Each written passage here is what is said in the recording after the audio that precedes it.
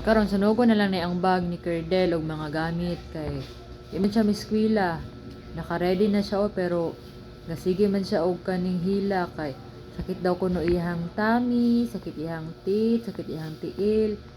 Libog ko nganong kadaghan. Nya. Sige man siya maoy kay katulugon pa daw Ang kuno wapo gyud siya. sa bata bitaw mo eskwela gyud.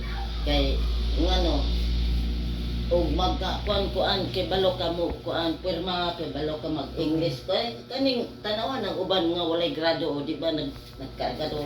Mao jud nay. Mm. Nya. Kaning kuan gani nay kaning iyang bag nay kaning ipadala ni Mamiga nay para sa iyang school pero Gikan sa abroad. gikan sa kamamiga sa abroad nya. Asaan na? Kaning bag niya nay sunugon na lang ni kaning mga notebook niya mahal pa jud kaayo. Sunugon na lang ni daghan pa jud kaayo ni. Bago 11 ka book bag-o. Sunugon na lang ni tanan kay Sayang. kuan man di man siya eskwela pero kadi man siya eskwela diha ra na sa permente. Ayaw ko Nya. katikan ang bitso na ka diha. Dili sige kanang bad pa jud kay kag baba di nakapagawson diraha niya. Di ti ka pakanon. Kay di man kami eskwela. Walay eskwela, walay kaon. Baon ako ni dito. Sige.